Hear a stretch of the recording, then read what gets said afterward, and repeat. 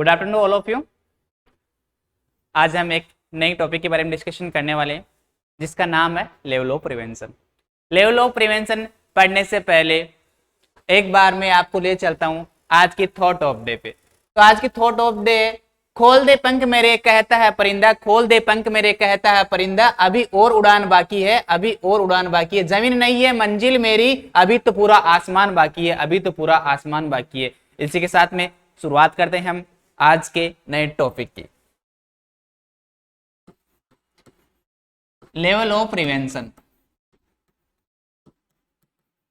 Level of prevention का means ये होता है कि रोकथाम के स्तर, हिंदी में इसको बोलते हैं रोकथाम के स्तर। मीन्स किस डिजीज को कौन से लेवल पे अपन प्रिवेंट कर सकते हैं या फिर रोक सकते हैं। इसमें मेनली अपन डिस्कस करेंगे 4 लेवल ऑफ प्रिवेंशन के बारे में। First one primordial level of prevention, दूसरा है वो प्राइमरी लेवल ऑफ प्रिवेंशन,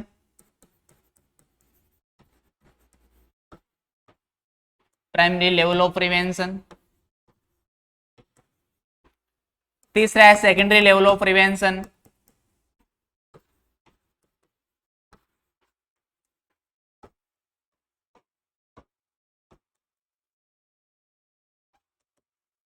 और चौथा है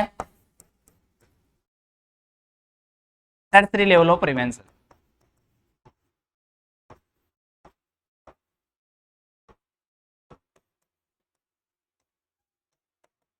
मेनली अगर अपन पढ़े रोकथाम के स्तर, मतलब डिजीज को किस स्तर पे अपन रोक सकते हैं, उसमें अपन जानते हैं कि जो लेवल ऑफ प्रिवेंशन वो 4 टाइप के होते हैं। फर्स्ट वन प्राइम जो होगा वो होगा प्राइमोडियल लेवल ऑफ प्रिवेंशन, उसके बाद में second primary level of prevention, third secondary level of prevention और fourth tertiary level of prevention. अब अपन डिस्कशन करते हैं प्राइमरी लेवल ऑफ प्रिवेंशन के बारे में।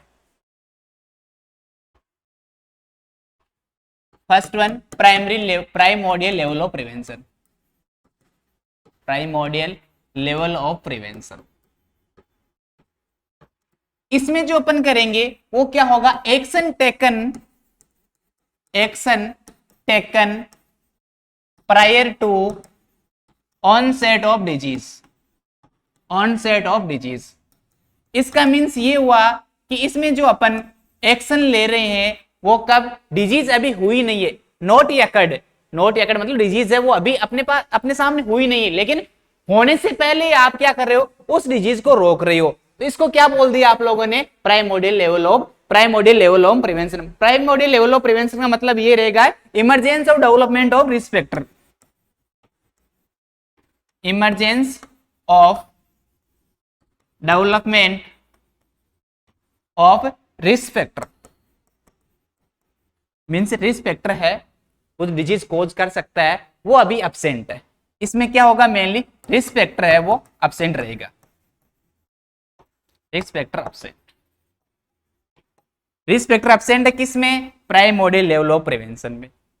अपन ने देखा action taken prior to onset of disease, मतलब डिजीज होने से पहले जो एक्शन ले लिया आपने, कौन से में काउंट होगा, प्राइमोडियल लेवल ऑफ प्रिवेंशन के बारे में। इसमें क्या करोगे आप, रिस्क फैक्टर वो हमेशा एब्सेंट रहेगा। रिस्क फैक्टर एब्सेंट है तो इसमें जो मेजर्स जो अपन काम में लेते हैं वो कौन से मेजर्स है, तो मेजर्स जो अपन काम में लेंगे वो होगा ओनली हेल्थ एजुकेशन।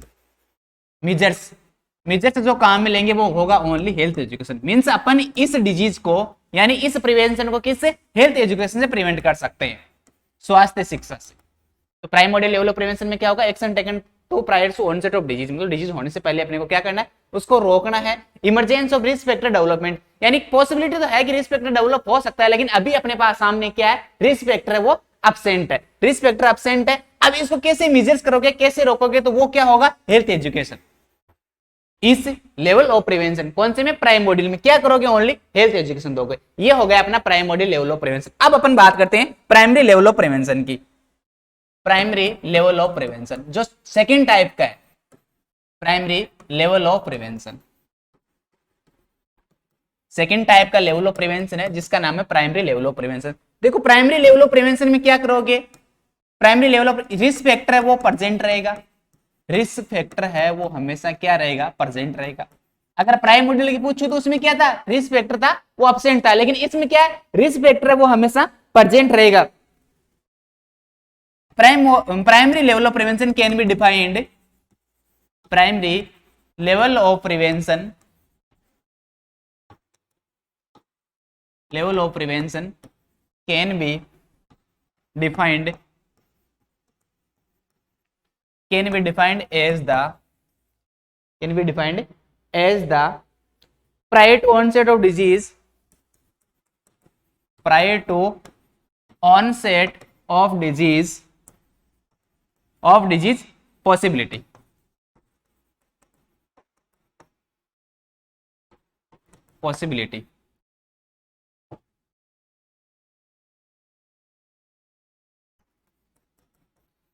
अपन पढ़ रहे हैं second primary level of prevention. Primary level of prevention का मतलब क्या रहेगा, यहाँ पे जो रिस्क फैक्टर है वो हमेशा प्रेजेंट रहेगा, जबकि अगर प्राइम मॉड्यूल की बात करें तो उसमें हमेशा रिस्क फैक्टर क्या था, एब्सेंट था।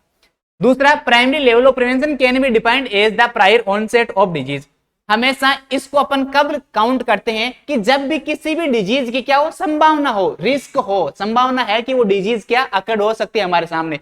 उसमें क्या था, डिजीज नॉट अकड़, कौन से में, प्राइम मॉड्यूल में हमारे सामने डिजीज नहीं हुई थी, लेकिन इसमें रिस्क है, पॉसिबिलिटी है, संभावना है किसकी, डिजीज होने की।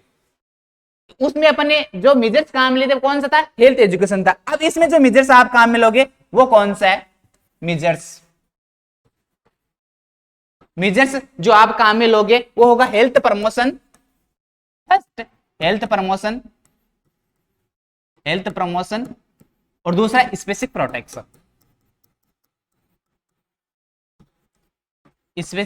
प्रोटेक्शन।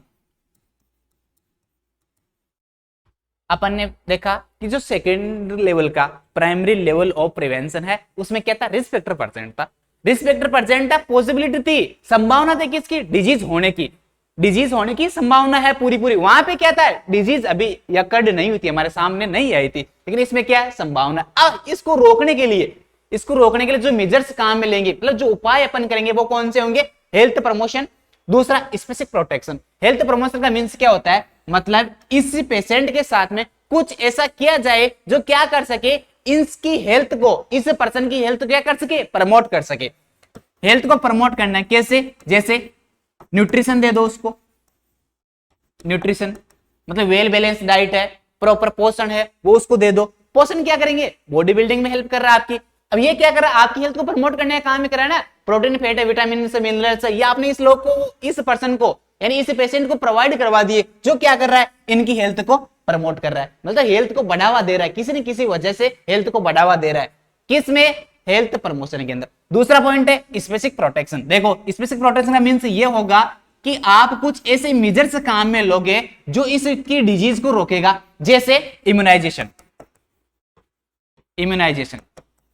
का मतलब ये होता है कि आप क्या करवाते हो, टीकाकरण करवाते हो, रिस्क फैक्टर वो प्रेजेंट है, टीकाकरण करवाते हो। अगर किसी पर्सन को बीसीजी का टीका लगा रहे हो, किससे रोक रहा है ये, उस पर्सन को टीबी से रोक रहा है, रिस्क फैक्टर है वो प्रेजेंट है कि बीसीजी की जो टीबी हो रहा है किसकी वजह से, माइकोबैक्टीरियम ट्यूबरकुलोसिस की वजह से टीबी होता है, लेकिन इसमें क्या था, रिस्क फैक्टर प्रेजेंट है, लेकिन अभी उसने कोज तो नहीं किया ना, कारण तो नहीं किया ना, उस पर्सन को अभी अफेक्टेड तो नहीं किया ना।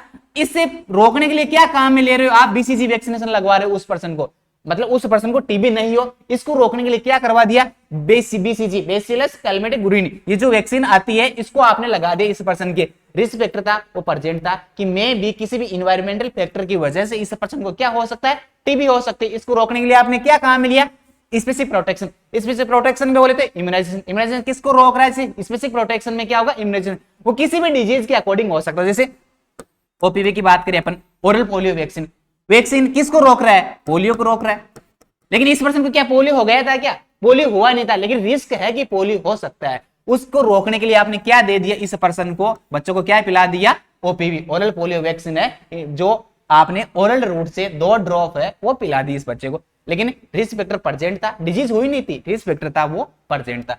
फर्स्ट वन हेल्थ प्रमोशन में क्या किया आपने, कुछ ऐसे मेजर्स, कुछ ऐसे उपाय काम में लिए जो उनकी हेल्थ को क्या कर रहा है, प्रमोट कर रहा है, हेल्थ को बढ़ावा दे रहा है। जैसे अभी मैंने बताया आप लोगों की, उसको क्या करवा दिया आपने, न्यूट्रिशन दे दिया, वेल बैलेंस डाइट दे दी, न्यूट्रिशन प्रोवाइड करवा दिया आप लोगों ने, किसमें, हेल्थ प्रमोशन में। दूसरा बात करें अपन स्पेसिफिक प्रोटेक्शन में क्या होगा कि कुछ स्पेशल चीजें वो आपने काम में ली, डिजीज हुई नहीं है, पॉसिबिलिटी है, रिस्क फैक्टर वो प्रेजेंट है।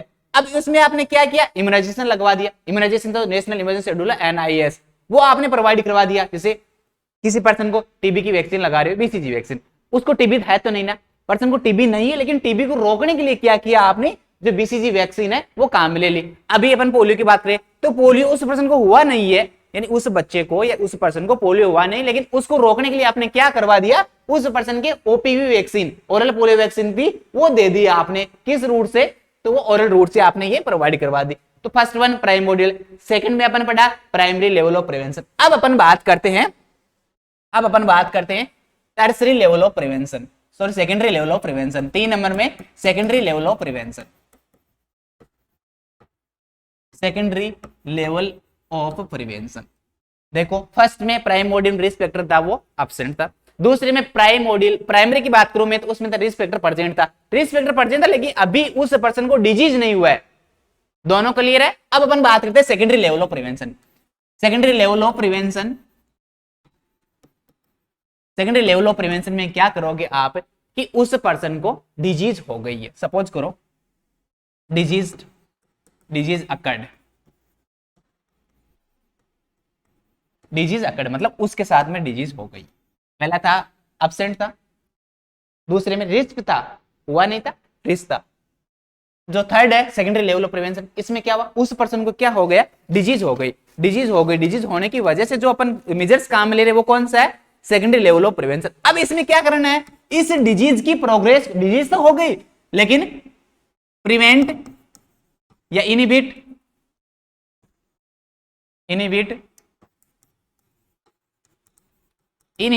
Progress of disease.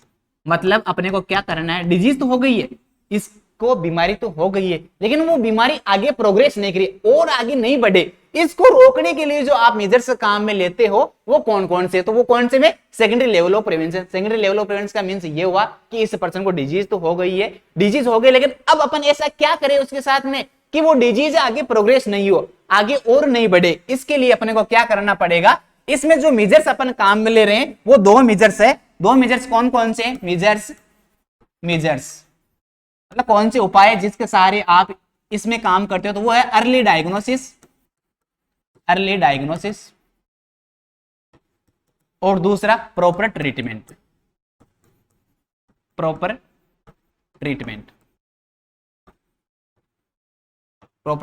तो जो सेकेंडरी लेवल ऑफ प्रिवेंशन है उसमें अपन पढ़ रहे हैं कि पर्सन को डिजीज हो गई है, ठीक है। अब उस डिजीज को प्रोग्रेस होने से रोकना है, वो डिजीज और आगे नहीं बढ़े। इसके लिए आप क्या करोगे, या तो उस पर्सन का डायग्नोसिस करवा लो।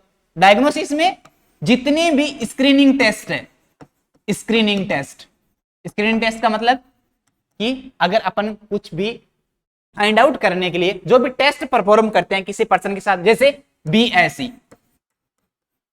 BSE ब्रेस्ट सेल्फ एग्जामिनेशन, इसके अंदर क्या किया जाता है, जो फीमेल्स होती है वो खुद अपने ब्रेस्ट का एग्जामिनेशन करती है। मतलब ब्रेस्ट के अंदर किसी प्रकार को लंप बोले तो कोई ट्यूमर, कोई गांठ वगैरह, कुछ एडिमा वगैरह दिखाई तो नहीं दे रहा हो, इसको आप क्या बोलते हो, BSE। इसकी 5 स्टेप्स होती है, BSE ब्रेस्ट सेल्फ एग्जामिनेशन। दूसरा TSE testicular self examination, testicular self examination ये कौन परफॉर्म करते हैं, फीमेल्स के अंदर BSE होता है, जबकि मेल्स के अंदर क्या होता है, TSE टेस्टिकुलर सेल्फ एग्जामिनेशन। इसमें फीमेल असेस करी थी अपने ब्रेस्ट को ऐसे सर्कुलर मोशन में घुमा करके वहां पे क्या असेस करी थी, कोई ट्यूमर है, कोई लंप है, कोई स्वेलिंग वगैरह है, ब्रेस्ट के अंदर दिखाई तो नहीं दे रहे, मतलब उसको फील तो नहीं हो रही। किस में हो रहा है, BSE में। दूसरा बात करें TSE का मतलब टेस्टिकुलर सेल्फ एग्जामिनेशन, ये किस में परफॉर्म किया जाता है, मेल के अंदर। इसमें मेल क्या करता है, अपने टेस्टिज को असेस करता है, तो टेस्टिज की जो साइज है, शेप है, उनको असेस करता है, उसमें किसी प्रकार कोई अबनॉर्मलिटी तो नहीं है, उस चीज को असेस करता है। तीसरा पेप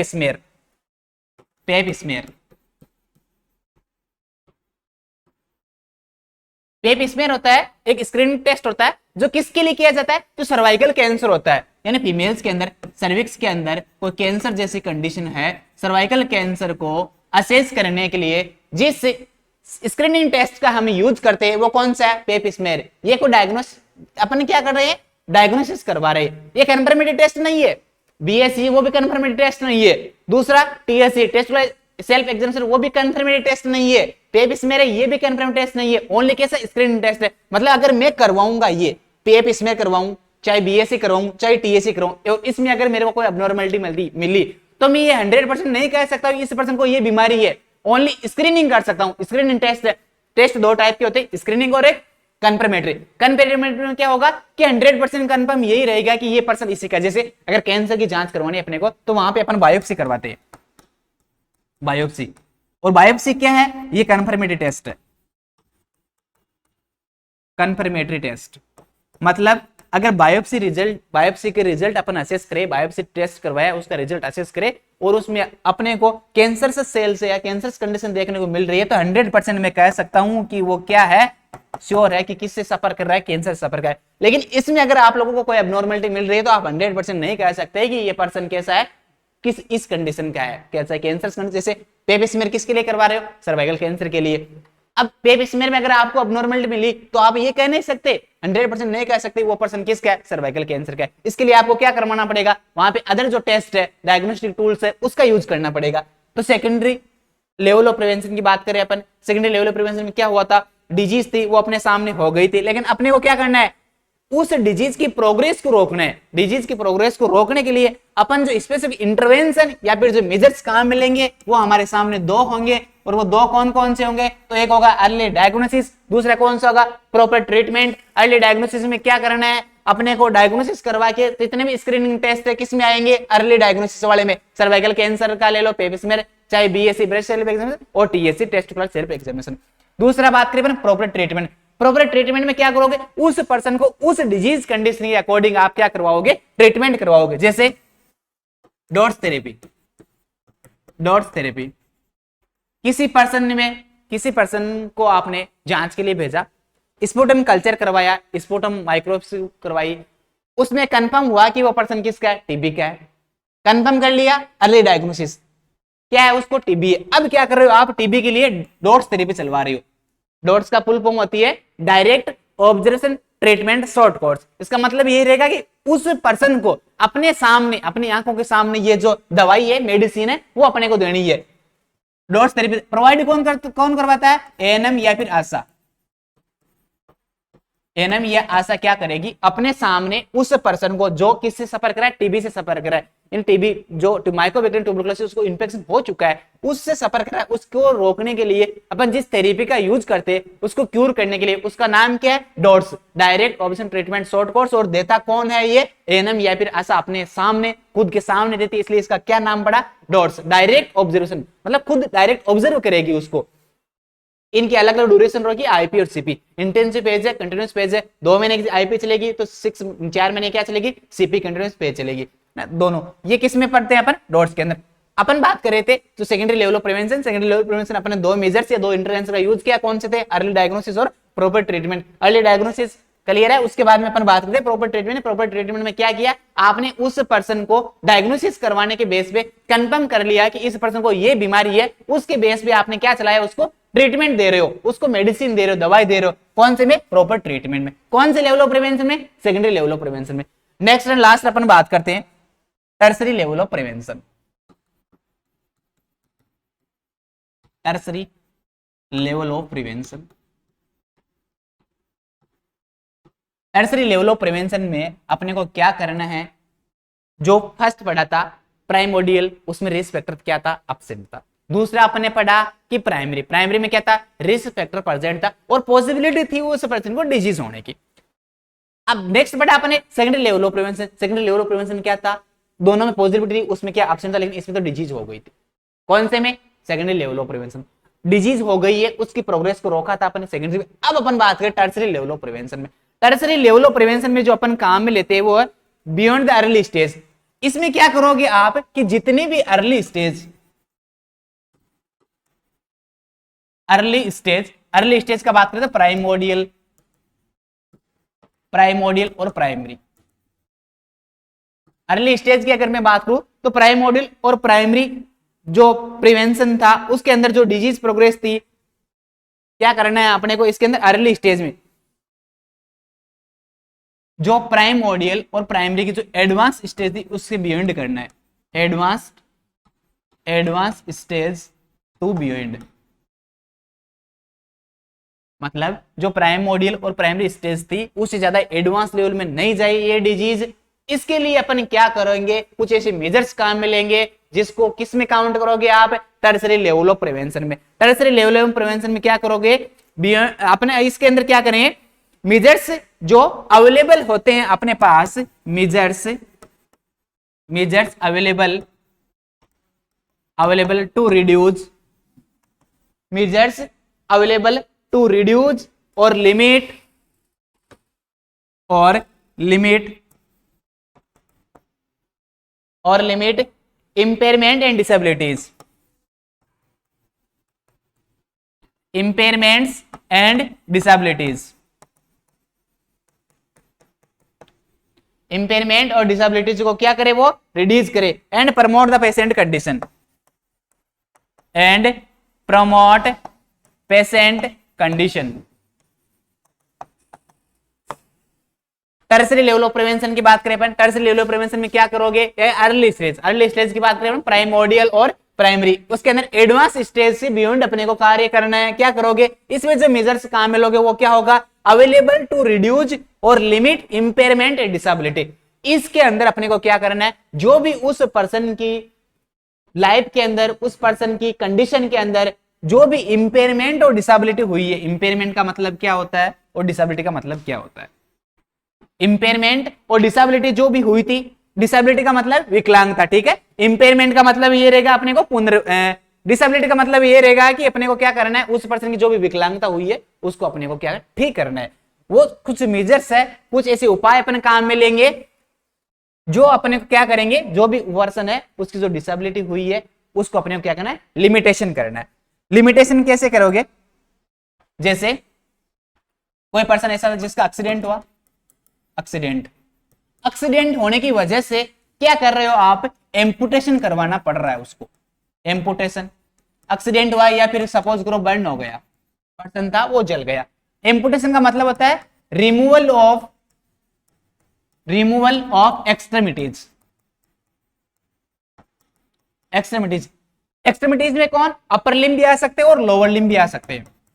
अपर लिम्ब और लोअर लिम्ब, देखो अपर लिम्ब का मतलब ये होता है जो अपने ऊपर के हाथ है वो अपर लिम्ब, लोअर लिम्ब का मतलब दोनों पैर है।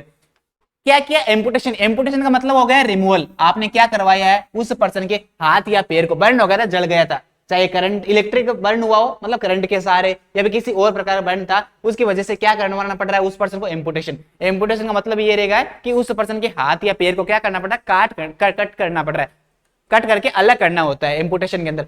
अब इसमें क्या किया आपने कि उस पर्सन को डिसेबिलिटी तो हो गई, हैंडीकैप तो वो हो गया, डिसेबिलिटी तो उस पर्सन के अंदर हो गई, क्या हुई कि आपने उसका हाथ या पैर रिमूव करवा दिया, लेकिन अब इसको लिमिट कैसे कर रहे हो, लिमिटेशन मतलब इसको सही कैसे कर रहे हो आप, कि आप वहां पे आर्टिफिशियल जो मार्केट में बने बनाए जो आजकल कॉस्मेटिक आते हैं, आर्टिफिशियल इसको आर्टिफिशियल लेग या फिर हैंड्स है वो इसको यूज करवा रहे हो, मतलब अपर लिम्ब या लोअर लिम्ब, अपर लिम्ब या फिर लोअर लिम्ब है, आर्टिफिशियल जो हमारे पास बने बनाए हैं वो अपन यूज में ले रहे हैं, तो उसको आपने क्या बोल दिया कि अपने को क्या करना पड़ेगा, डिसेबिलिटी को लिमिट करना पड़ेगा। डिसेबिलिटी क्या हुई थी, वो पर्सन हैंडीकैप्ड हो गया था, हैंडीकैप्ड किसकी वजह से हुआ, हैंडीकैप्ड के पीछे ये था कि एक्सीडेंट हुआ या फिर बर्न हुआ, जिसकी वजह से क्या हो गया, हैंडीकैप्ड हो गया। अब अपने को क्या करना है, उस हैंडीकैप्ड को दूर करना है। हैंडीकैप दूर कैसे करोगे आप, लिमिट करना है, दूर करना है, कैसे, आर्टिफिशियल जो मार्केट में बने बनाए हाथ या पैर है वो अपन काम में ले रहे, इसलिए उस पर्सन की क्या हो गई, डिसेबिलिटी लिमिटेशन हो गई। दूसरा अगर अपन बात करें ब्रेस्ट कैंसर में क्या करते हैं अपन,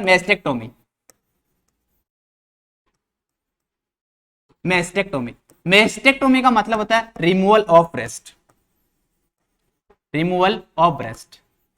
मींस उस फीमेल के ब्रेस्ट को आपने क्या कर दिया, रिमूव कर दिया, ब्रेस्ट को रिमूव किया, इसकी वजह से उसके सौंदर्य पे कुछ इफेक्ट नहीं पड़े, इसके लिए आपने क्या किया, जो मार्केट में कॉस्मेटिक थे वो यहाँ पे आपने यूज में ले लिया, इसको आपने, इससे आपने क्या किया, उस पर्सन की डिसेबिलिटी को लिमिट कर दिया, उस पर्सन की डिसेबिलिटी को आप लोगों ने क्या कर दिया, लिमिट कर दिया। तो अपन ने पढ़ा कि जो लेवल ऑफ प्रिवेंशन थे वो 4 टाइप के होते हैं। 4 टाइप कौन कौन से? तो फर्स्ट वन था प्राइमोडियल, बाद में प्राइमरी, सेकेंडरी और tertiary. 4 level of prevention. Level of prevention का मतलब ये रहेगा कि अपने को डिजीज की कौन से स्तर है, मतलब डिजीज को कौन से स्तर पे अपन रोक सकते हैं। उसमें अपने पढ़ा प्राइमरी, प्राइमोडियल, प्राइमरी, सेकेंडरी और टर्सरी।